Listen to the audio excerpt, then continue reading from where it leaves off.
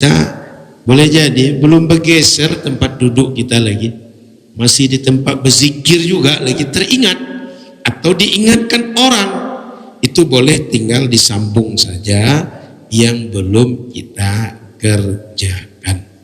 Tapi lu sudah agak lama, piring nasi dah habis pula sepiring kan, kemudian jogging sudah 5 kilo pula, baru ingat. Nah, ulang dari awal. Bismillahirrahmanirrahim. Dalam mazhab Syafi'i, sujud sahwi itu secara keseluruhan hukumnya adalah sunnah. Wa 'anil malikiyati as-sujudu li naqsi wajibun duna siyadah. Tengok dulu lupanya apa? Apakah dia menambah atau terkurang, dia meninggalkan sesuatu yang perkara-perkara wajib selain rukun, maka bagi dalam mazhab Maliki sujud sahwi juga hukumnya wajib. Tapi kalau yang ditinggalkan sunnah qauliyah, maka sujud sahwi hukumnya adalah sunnah. Kalau dalam mazhab Hanafi, semua sujud sahwi itu hukumnya wajib. Namun nanti mazhab Hanafi perlu kita detailkan lagi bahwa mereka nanti secara hukum ada wajib, ada yang fardu, ya mereka membedakan. Baik, itu mungkin ringkasan secara ringkas tentang bagaimana hukum sujud sahwi ini. Dalam mazhab Syafi'i yang jelas itu sujud sahwi hukumnya sunnah sahwi. Bab sahwi, secara makna sahwi itu al-ghaflatu anisyai', terlalai pada sesuatu. Ya, terlalai itu bisa jadi kelupaan, ada kesilapan dan lain-lain. Pertama, dalam masalah ini ada beberapa bab. Ini kitabus sahwi, pembahasan besarnya. Di dalamnya ada beberapa sub. Yang pertama, babu ma jaa fi sahwi iza qama min raq'atil fariḍah. Nah, dari judulnya ini Imam Bukhari sebenarnya sepertinya ingin mencontohkan. Pertama, dia ingin membagi apa saja alasan sujud sahwi, lalu kemudian memberikan contoh gitu langsung dalam kasus gitu ya. Jadi yang pertama ini, subjudul yang pertama ini bab ma jaa fi sahwi, sesuatu yang mendatangkan sujud sahwi, yang membuat kita sujud sahwi, yaitu iza qama min raq'atil fariḍah, salat fardu, salat wajib. Lalu apakah dia yang lebih dari 2 rakaat lah ya, yang jumlah tasyahudnya 2 kali gitu ya, apakah maghrib, isya atau zuhur atau asar. Lalu kemudian di 2 rakaat pertama dia tidak tahiyat awal, langsung saja dia naik ke rakaat ketiga gitu. Nah, jadi kelupaan ini. Jadi ini judul yang pertama dicantumkan oleh Imam Bukhari dalam masalah ini, sekaligus supaya kita memahami ini salah satu jenis alasan di mana orang disunahkan untuk sujud sahwi. Jadi langsung kasus dia gitu. Jadi kasusnya ada, nanti saya lihat judul setelahnya itu juga kasus juga. Judul bab keduanya itu iza shalla khamsan, ada orang salatnya 5 rakaat gitu. Kan kasus juga jadi ada beberapa kasuistik nanti dalam salat yang nanti bisa jadikan pembagian dalam sujud sahwi ini. Imam Bukhari berkata, qala al-musannifu rahimahullahu taala, kemudian bisa nadina al-muttasil dari Imam Bukhari, kita membaca dengan sanad kita dari guru-guru kita yang bersambung kepada Imam Bukhari dalam kitab Sahih Bukhari. Imam Bukhari mengatakan haddatsana Abdullah bin Yusuf, bahwasanya Imam Bukhari mendapatkan hadis ini dari Abdullah bin Yusuf. Akhbarana Malik bin Anas, bahwa mereka mendapatkan hadis juga dari Malik bin Anas, an Ibnu Syihab, dari Abdurrahman al-A'raj, an Abdullah bin Buhainah, dari Abdullah bin Buhainah radhiyallahu anhu. Annahu qala, bahwasanya Abdullah bin Buhainah radhiyallahu taala anhu qala, berarti dia sahabatnya. Dia menghikayatkan. Jadi ini berarti hadis fi'li. Jadi dia melihat Nabi melakukan. Sallalana, maknanya kalau di sini kita lihat bagaimana Ibnu Hajar menjelaskan sallalana ai sallabina. Nah, maksudnya salat bersama kami berjamaah. Siapa? Rasulullah sallallahu alaihi wasallam, rakaataini, 2 rakaat saja. Rasulullah salat berjamaah, lalu kemudian Rasulullah salat 2 rakaat min ba'di, bukan 2 rakaat saja ya. Rasulullah SAW salat 2 rakaat min ba'di salawati, dari sebagian salat-salat.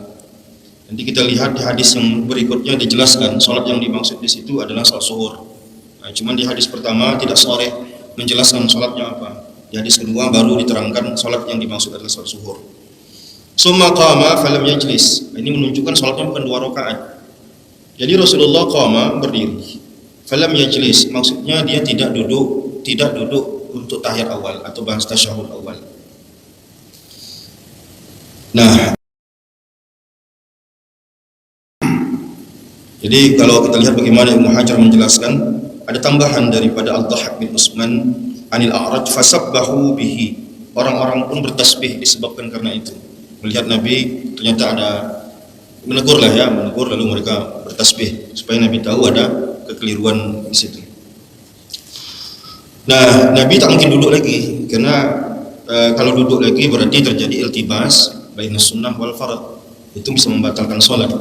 Jadi kalau perkara sunnah yang sudah tertinggal lalu kita telanjur melakukan perkara wajib, lalu kita sadar, kita tidak boleh balik lagi ke sunnah. Kalau kita balik lagi maka batal sholat kita. Jadi yang duduk tahiyat awal ini, bahasa kita apa? Tasyahud bahasa fikih. Tasyahud awal itu hukumnya kan sunnah. Yang wajib kan tasyahud akhir. Nah, tasyahud awal sunnah. Artinya kalau kita sudah tinggalkan yang sunnah ini terlanjur naik, berarti kita sudah terlanjur melakukan yang perkara wajib. Nah, maka kalau kita balik lagi ke yang sunnah tadi, berikan sunnah dari awalnya, maka berarti kita sudah terlanjur melakukan yang wajib, balik lagi ke sunnah, maka batal sholat kita, tidak boleh itu. Maka lanjut saja gitu. Begitu hukumnya. Faqaman nasu ma'ahu, dan orang-orang pun karena melihat Nabi sallallahu alaihi wasallam lanjut berdiri, maka orang-orang ikut juga berdiri. Naik rakaat ketiga, lalu kita kemudian tetap tahiyat. Falamma qada salatahu, maka tatkala Nabi selesai salatnya, wa nazarna taslimahu, kami menunggu Nabi salam. Jadi selesai di tahiyat tasyahud akhir, sudah selesai. Kan setelah semuanya selesai kan biasa kita kan kalau salat berjamaah di belakang ya mungkin kita nunggu imam salam untuk salam. Nunggu kode salam imam. Jadi sahabat pun menunggu salam imam, ternyata Nabi kabbara. Nabi tidak salam, Nabi kabbara. Nabi bertakbir qabla taslim, sebelum Nabi salam, Nabi takbir. Ini dalil bahwa sujud sahwi itu dilaksanakan sebelum salam. Walaupun nanti ada hadis setelah ini, nanti ada dalam keadaan tertentu kita juga boleh untuk takbir setelah salam dengan ketentuan-ketentuan tersendiri. Nah, jadi sebelum salam itu Nabi bertakbir. Setelah bertakbir fasajada sajadataini. Takbir ini kan masuk takbir intiqal, hukumnya sunnah. Jadi ini menunjukkan bahwa sujud sahwi juga disunahkan untuk bertakbir gitu ya. Karena semua intiqal gerakan kita dikode dengan takbir. Jadi sujud sahwi disunahkan juga untuk bertakbir. Sebagaimana Nabi dalam hadis ini diceritakan, Nabi ketika mau sujud itu betul. Walaupun tidak bertakbir tak ada masalah. Fasajada sajadataini, lalu Nabi sallallahu alaihi wasallam sujud 2 kali sujud. Nah, ini dalil bahwa sujud sahwi itu dilaksanakan 2 kali. 2 kali sujud. Wa huwa jalisun summa salam, lalu kemudian Nabi duduk, dalam posisi duduk, Nabi kemudian salam, assalamualaikum. Setelah sujud 2 kali lalu Nabi salam. Jadi hadis ini sebenarnya lengkap udah teknisnya. Secara teknis sudah lengkap bagaimana Rasulullah menceritakan bagaimana sahabat melihat cara Rasulullah SAW dalam sujud sahwi. Berarti sudah clear gitu. Walaupun doa sujud sahwi aja memang di hadis-hadis saya belum ketemu juga. Di sini pun tidak disentumkan apa yang kita baca biasanya subhanallazi la yanamu wa la yasu. Itu kan ulama yang memberikan doa zikirnya. Allah alam dengan asar di sini. Kemudian masih dalam bab yang sama, Imam Bukhari dalam hal ini mencantumkan 2 hadis. Jadi hadis yang pertama, walaupun kalau kita baca nanti sebenarnya kadang dalam satu bab ini Imam Bukhari punya banyak hadis yang bisa dia cantumkan, tapi dia membatasi supaya orang tidak, dalam kitab Tadribur Rawi itu dikatakan supaya orang jangan bosanlah dalam satu bab terlalu banyak hadis yang dicantumkan, nanti orang jadi dipilah-pilih oleh Imam Bukhari. Walaupun ada hadis sahih lain yang bisa dicantumkan. Jadi walaupun ini hadis kitab sahihnya Imam Bukhari, bukan semua yang hadis sahih di kepala Imam Bukhari dicantumkan di sini gitu. Jadi tidak menutup kemungkinan mungkin tidak ada di Sahih Bukhari, bisa jadi ada hadis sahih di kitab yang lain. Lalu kemudian Imam Bukhari juga mengatakan haddatsana Abdullah bin Yusuf, dia juga meriwayatkan mengutip hadis juga dari orang yang sama, Abdullah bin Yusuf, tapi dari Abdullah bin Yusufnya juga mengambil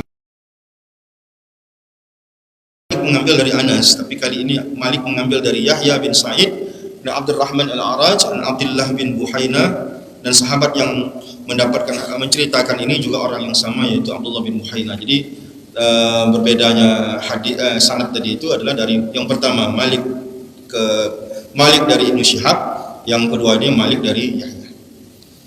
Inna Rasulullah sallallahu alaihi wasallam qama min asnaini, Rasulullah sallallahu alaihi wasallam tegak dari 2 rakaat minas zuhri. Tadi saya katakan di hadis pertama kan cuma disebut salat, tapi tidak disebutkan salatnya apa. Tapi di hadis yang kedua ini dicantumkan dengan tegas bahwa salat yang diceritakan di situ peristiwa itu pada salat zuhur. Itu maksudnya.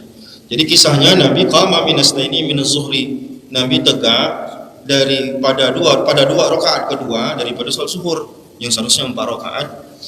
Jadi maksudnya bukan Nabi memangkasnya, maksudnya di rakaat kedua Nabi tegak. Lam yajlis bainahuma. Ini hampir kisahnya sama seperti tadi. Cuma ada redaksi sedikit berbeda saja. Lalu Nabi tidak duduk. Falamma qada salatahu, tatkala Nabi selesai salatnya, sajada sajdatain, Nabi sujud 2 kali, summa sallama ba'da zalika. Kalau kita lihat hadis ini dengan hadis di atas tadi itu bedanya cuma di antara yang bedanya adalah pencantuman nama salatnya. Yang di atas tadi tidak dicantumkan salat apa sebenarnya peristiwa itu terjadi. Yang kedua ini dicantumkan salatnya itu salat zuhur. Alasan yaitu orang yang meninggalkan sunnah. Karena kalau kita lihat dalam kitab fikih nanti alasan boleh sujud sahwi adalah meninggalkan sunnah abad di antaranya. Di antara salat abad sunut dan tasyahud awal. Jadi ini masuk dalam kategori meninggalkan sunnah. Di hadis yang pertama tadi menceritakan terkait dengan sholat kurang dari semestinya. Sholat seharusnya 4 rakaat, tapi kemudian dikerjakan hanya 2 rakaat. Dan itu terjadi pada Rasulullah SAW. Maknanya lupa bagi para nabi itu bukan satu kekurangan bagi mereka, tapi kadang justru menjadi kemudahan bagi kita di dalam syariat. Kalaulah seandainya dulu Nabi tidak lupa, tentu sulit kita mengambil sikap ketika kita lupa, sementara kita sudah salam harus mengulang dari awal sampai kemudian akhir. Kan Rasulullah SAW di hadis yang kedua yang dibacakan oleh Ustaz Hanafi tadi, beliau melaksanakan sholat zuhur. Beliau melaksanakan sholat zuhur, lalu kemudian selesai sholat zuhur itu beliau melakukan sujud 2 kali. Mungkin nanti di riwayat yang lain itu Rasulullah sholat zuhur dapat 2 rakaat, beliau salam. Lalu kemudian kata sahabat, aqsarta sholat, Rasul engkau apakah mengqasar sholat? Jadi Rasulullah SAW bertanya berapa rakaat? 2 rakaat. Lalu kemudian Rasulullah menambah 2 rakaat. Setelah selesai tasyahud akhir, sebelum salam Rasulullah SAW melaksanakan sujud sahwi. Jadi sujud sahwi itu dikerjakan sebelum salam. Meskipun nanti di bab berikutnya ini menceritakan bukan kurang, tapi justru rakaatnya itu berlebih. Nanti kita akan bacakan. Sedikit saya ingin menambah keterangan yang dikutip oleh Imam Ibnu Hajar. Ala anna sujud khasun bis sahwi. Jadi sujud kata Imam Ibnu Hajar yang dianjurkan ketika kita selesai tasahud akhir sebelum salam itu karena lupa. Jadi karena lupa maka dianjurkan sujud sahwi. Tadi juga sudah diterangkan oleh Ustaz Afri, falau ta'ammada tarka syai'in mimma yujbiru bisujudi sahwi la yasjud. Kalau seandainya ada orang sengaja meninggalkan sesuatu yang kalau ditinggalkan itu seharusnya sujud sahwi kalau lupa, tapi dia sengaja untuk meninggalkannya. Dalam kutipan Ibnu Hajar, wa huwa la yasjud, maka dia tidak perlu sujud, wa huwa qaulul jumhur. Ini menurut pendapat mayoritas ulama. Wa rajjahahul Ghazali wa nasun minasy-Syafi'iyah, dan dirojihkan oleh Imam Ghazali dan sebagian para pengikut Imam Syafi'i. Ini diantaranya, meskipun tadi juga ada keterangan lain seperti yang disampaikan oleh Ustaz Afri. Lalu kemudian wa anna man saha minat tasyahudil awal hatta qama ila rak'ah summa dzakara la yarji faqad sabbahu bihi falam yarji. Kalaulah seandainya ada orang lupa tasyahud awal, lalu kemudian posisinya sudah berdiri, berarti dia sudah berpindah rukun karena posisinya sudah berdiri. Kalau posisinya sudah berdiri, maka kemudian tidak perlu kembali sujud lagi. Sebagaimana ketika Rasulullah SAW sudah berpindah ke rakaat ketiga yang posisinya sudah berdiri, faqad sabahu, ketika itu para sahabat mengucapkan kalimat tasbih subhanallah, lalu kemudian falam yarji, baginda Rasulullah SAW tidak kembali duduk. Jadi kalau posisinya sudah berdiri maka tidak perlu kembali duduk lagi. Maka ini juga menjadi pengertian bagi makmum, berarti ketika imam tidak duduk kembali, yang seyogyanya dia duduk tasyahud awal, padahal makmum sudah mengingatkan, berarti posisi imam itu sudah tegak lurus. Artinya imam sudah berproses pindah ke rukun berikutnya. Maka kita juga mengikuti berdirinya imam. Mengikuti berdirinya imam. Nanti imam akan melakukan sujud sahwi di penghujung sholat. Falau ta'ammadal musalli ar-ruju' ba'da talabbusihi birrukni batalat sholatuhu 'inda Syafi'i. Menurut mazhab Syafi'i bahwa ketika sudah berpindah pada posisi rukun berikutnya, lalu kemudian kembali duduk, itu justru sholatnya batal. Meskipun khilafan lil jumhur. Meskipun nanti ini berbeda dengan pendapat mayoritas ulama. Karena ada yang mengatakan ketika meskipun sudah berpindah ke rukun berikutnya dia balik lagi, itu tidak membatalkan sholat. Ini diantara kutipan Imam Ibnu Hajar yang kita baca pada malam hari ini.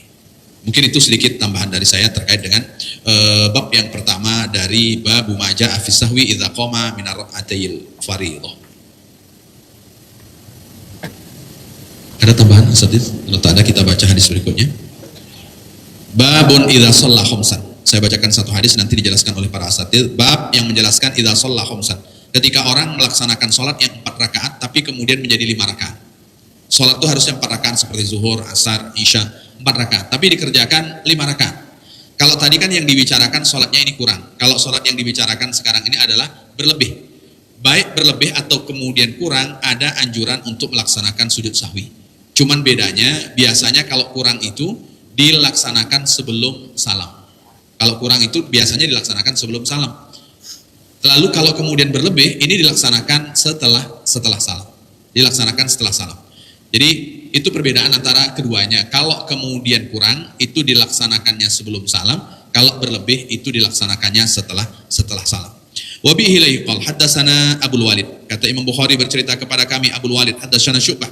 Bercerita kepada kami Imam Syu'bah anil Hakam, dari Imam Hakam an Ibrahimah, dari Ibrahim an Alqamah, dari Alqamah an Abdillahi radhiyallahu anhum, dari sahabat Abdullah, semoga Allah meridhai mereka.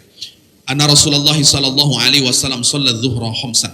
Kata Abdullah, Rasulullah sallallahu alaihi wasallam melaksanakan salat zuhur khamsan, sebanyak 5 rakaat. Faqila lahu, lalu kemudian Rasulullah sallallahu alaihi wasallam ditanya, azida fis shalah? Apakah salat zuhur itu ada tambahannya? Faqala wa ma dzaka? Rasulullah sallallahu alaihi wasallam bertanya, wa ma dzaka? Apa itu? Qala shalaita khamsan. Kata sahabat, engkau melaksanakan sholat zuhur 5 kali, 5 rakaat. Saat Rasulullah Shallallahu Alaihi Wasallam mendengarkan jawaban sahabat yang sholat zuhurnya 5 rakaat, fasajada sajadataini ba'da ma sallama. Lalu kemudian Rasulullah Shallallahu Alaihi Wasallam kan 5 rakaat, lalu kemudian salam. Saat setelah itu Rasulullah Shallallahu Alaihi Wasallam mendapat kabar dari sahabat-sahabat bahwa Rasulullah melaksanakan sholat 5 rakaat, maka Rasulullah setelah itu melaksanakan sujud 2 kali. Setelah Rasulullah salam dari sholatnya, Rasulullah sujud sebanyak 2 kali. Para nabi dan rasul itu boleh saja lupa, dan itu juga sebagai bentuk tasyri'. Nah, karena lupa sehingga ada tuntunan di situ, itu menunjukkan tentang pengajaran. Nah, jadi kadang dalam lupanya para nabi dan rasul itu adalah sebagai tasyri'. Jadi menunjukkan di situ ada pengajaran kepada kita dalam syariat. Karena kalau Nabi tidak lupa, ya kita tidak tahu ketika misalnya kita lupa. Jadi walaupun itu adalah kekurangan bagi manusia, tapi bisa menjadi kesempurnaan terhadap syariat ini, kesempurnaan dalam pengajaran. Nah begitu juga tadi terkait dengan sujud sahwi. Nah ini ketika yang kita lupa itu ada beberapa misalnya. Ya ada lupanya, ada ragu-ragunya misalnya. Nah, apakah berulang sujud sahwinya dengan berulangnya lupa gitu? Artinya yang kita lupa 2. Apakah sujud sahwinya menjadi 4? Nah, di sini mayoritas ulama mengatakan bahwa la yatakarraru as-sujud dengan berulangnya hal-hal yang kita lupakan. Nah, jadi walaupun kita lupa 2 tempat, ada yang lupa, ada yang ragu misalnya, maka sujudnya tetap 2 ya. Walaupun ada sebagian ulama yang mengatakan misalnya ya takarrur sujudu bi takarrur sahwi. Jadi ada juga yang berpendapat ya ketika lupanya berulang ada 2 maka berarti sujudnya menjadi 4. Ini berulang. Nah kemudian juga di dalam hadis yang terakhir ini di sini membahas tentang kalau yang sebelumnya tadi disebutkan ada yang secara mutlak bahwa kekurangan atau kena tambahan yang tidak semestinya di dalam sholat, maka sujudnya sebelum. Itu ada pendapat ulama yang mutlak sebelum, baik kekurangan atau penambahan. Nah ada juga yang mutlak setelah. Mazhab Abu Hanifah misalnya, kalau mazhab Syafi'i mutlaknya sebelum salam. Nah kalau mazhab Abu Hanifah itu setelah salam dan beberapa ulama. Nah di sini bab ini berbicara tentang ketika terjadi tambahan. Nah di sini dalam persoalan ini kalau mazhab Imam Malik maka dibedakan ya. Jadi kalau kekurangan itu sebelum, tapi kalau tambahan setelah. Jadi makanya kalau kita lihat dalam satu hadis itu bisa banyak pendapat-pendapat ulama di situ. Itulah ijtihad para ulama. Nah kemudian juga di dalam sholat ya ketika terlupa maka di sini dilihat. Jadi itu harus diulangi sholatnya. Tapi kalau sudah salah masih belum terlalu lama maka cepat diambil lagi yang kekurangan rukun. Tapi dia adalah sunnah. Karena andaikan dia adalah rukun maka tentu tidak bisa diganti atau tidak bisa dicukupi dengan hanya sujud sahwi saja. Tentu harus diulang. Makanya dalam mazhab Syafi'i dan mayoritas ulama bahwa tasyahud awal itu sunnah. Disebut juga dengan sunnat kalau dalam mazhab Syafi'i. Jadi ketika kita lupa maka disunnahkan diganti dengan sahwi. Bab yang menjelaskan bila ada orang salam pada 2 rakaat atau 3 rakaat, sementara sholat ini kan mestinya 4 rakaat, belum selesai 4 rakaat sudah salam, artinya ada yang kurang di antara yang fardu dikerjakan. Sajadataini, maka konsekuensinya dia sempurnakan yang kurang, kemudian sujud 2 kali yang merupakan sujud sahwi, seperti pelaksanaannya itu seperti sujud biasa di dalam sholat. Maknanya sujud sahwi itu persis cara sujudnya sama dengan cara sujud-sujud yang lain di dalam sholat. Atau boleh jadi dibuat sujud ketika sujud sahwi itu lebih lama dibanding sujud sholat. Wabihi ilahi qal, hadis 1227. Haddatsana Adam, Imam Bukhari mendapatkan hadis dari guru beliau Adam. Wala haddatsana Syu'bah, beliau dari gurunya Imam Syu'bah, an Sa'ad bin Ibrahim, dari Imam Sa'ad bin Ibrahim, an Abi Salamah, dari Imam Abu Salamah, an Abi Hurairah radhiyallahu taala an, yang asalnya dari sahabat Nabi, rawil a'lanya sahabat Abu Hurairah. Apa kata beliau? Qala shalla bina Nabi sallallahu alaihi wasallam az-zuhra awil asra fasallam. Nabi salat bersama kami salat zuhur atau asar. Lalu kemudian beliau salam. Salamnya ini baru 2 rakaat, beliau sudah salam. Artinya zuhur mestinya 4, asar mestinya 4, tapi 2 rakaat beliau sudah salam. Faqala lahu dzul yadaini, lalu seorang sahabat yang masyhur disebut dengan dzul yadaini, selesai Nabi sholat bertanya, as-salatu ya Rasulullah, ana qasad, Rasul, sholat yang kita kerjakan tadi itu apa kurang? Sebab biasanya 4, tadi cuma 2, apa kurang? Faqala Nabi li ashabihi ahaqqun ma yaqul. Nabi mulai berpikir, ini Zulyadaini kok bertanya, kok meragukan. Nabi mengkonfirmasi, sehingga ditanyalah ke sahabat yang lain, yang ditanyakan oleh Zulyadaini benar apa tidak? Komplain dia ini benar atau tidak? Jangan-jangan dia salah, jangan-jangan dia sendiri yang punya persepsi atau cara menghitung yang salah, sehingga kita semua sebenarnya tak salah, cuma dia yang salah, tapi dia membawa kita semua salah seperti dia. Faqalu, sahabat-sahabat menjawab, na'am, betul itu Rasul, yang disanggah oleh Zulyadaini itu betul itu. Fasalla rak'ataini ukhrayaini. Lalu Rasul segera beliau takbir lagi untuk menyelesaikan 2 rakaat yang belum dikerjakan. Yang tadi 4, 2 rakaat ada salam. Sehingga begitu diingatkan, Nabi konfirmasi, rupanya valid. Begitu valid, maka Nabi langsung tegak lagi untuk sholat zuhur 2 rakaat yang sisa, atau asar 2 rakaat yang sisa. Summa sajadataini. Kemudian di ujung sholat, seperti yang dijelaskan oleh Asatiz tadi, beliau sujud 2 kali sujud sahwi. Qala Sa'ad, kata Sa'ad, wa ra'aitu Urwah bin Zubair shalla min al-maghribi rak'ataini wa sallama wa takallam thumma shalla ma baqiya wa sajada sajdataini wa qala hakadha fa'ala an-nabi sallallahu alaihi wasallam. Kata Sa'ad, yang tadi ada Sa'ad bin Ibrahim dalam salatnya ini, saya melihat Urwah bin Zubair itu salat maghrib cuma 2 rakaat. lalu salam. Wa takallam, setelah salam ngobrol. Tsumma shalla ma baqiya, setelah ngobrol tersadar maghrib kok cuma 2, mestinya 3. Sudah ngobrol sedikit tersadar ada yang kurang. Lalu beliau berdiri lagi, beliau tambah 1 rakaat, di ujung beliau sujud 2 kali sujud sahwi. Seperti yang sudah jelaskan para asatidz kita tadi. Waqala, kemudian kata beliau setelah menyelesaikan sholat, dan sholat tadi tutup dengan sujud sahwi, hakadha fa'alan Nabi sallallahu alaihi wasallam. Kata Urwah, beginilah Nabi melakukan sholat.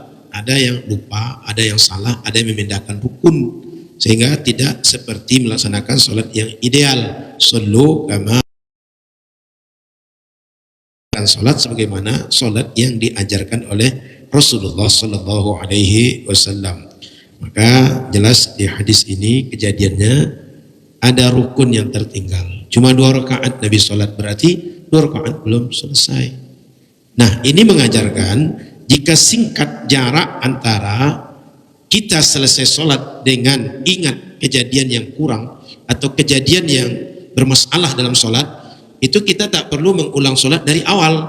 Segera saja kita sambung jumlah rakaat yang belum dikerjakan.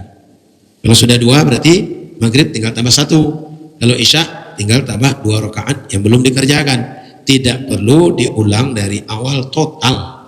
Dan nanti di akhir tinggal ditutup dengan 2 kali sujud sahwi. Nah, kalau kita nanti ada hal-hal yang seperti ini, tak mesti buru-buru mengulang sholat dari awal. Tapi kalau sudah agak lama, piring nasi dah habis pula sepiring, kemudian jogging sudah 5 kilo pula, baru ingat, nah, ulang dari awal. Ini kita boleh jadi belum bergeser tempat duduk kita lagi, masih di tempat berzikir juga lagi teringat, atau diingatkan orang, itu boleh tinggal disambung saja yang belum kita kerjakan. Nah, ini yang terjadi pada Rasul, terjadi pada sahabat, terjadi pada ulama yang lain, menunjukkan bahwa lupa itu jaiz terjadi pada kita, sehingga kita tak perlu menolak lupa. Yang perlu itu adalah ilmu ketika lupa. Di sini pentingnya seorang imam fakih tentang sholat.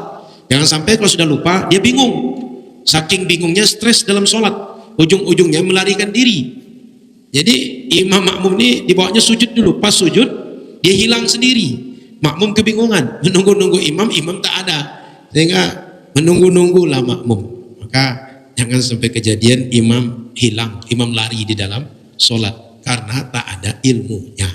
Jadi perlu ilmu tentang sholat. Di antaranya ilmu kalau terjadi lupa, atau ilmu ketika terjadi hal-hal yang terjadi perubahan oleh karena kita, perubahan rukun, perubahan sunnah dan lain-lain di dalam sholat, sehingga sholat itu tidak seperti idealnya yang diajarkan oleh Rasulullah Sallallahu Alaihi Wasallam.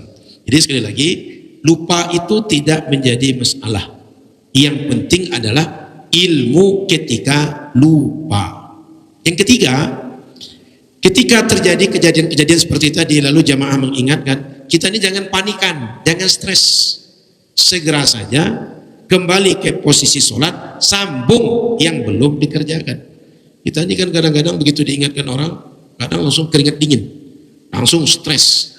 Nggak usah stres, nggak usah panikan, tenang saja. Segera cari solusi sehingga sholat yang sudah dikerjakan tidak sia-sia dan tak perlu lagi mengulang dari awal. Disinilah perlunya seorang imam punya mental jiwa memimpin yang kuat, sehingga imam ini tak mudah oleng, imam ini tak mudah dia tumbang, tak mudah dia, kalau bahasa kampung kami, tungkik pambau rabah.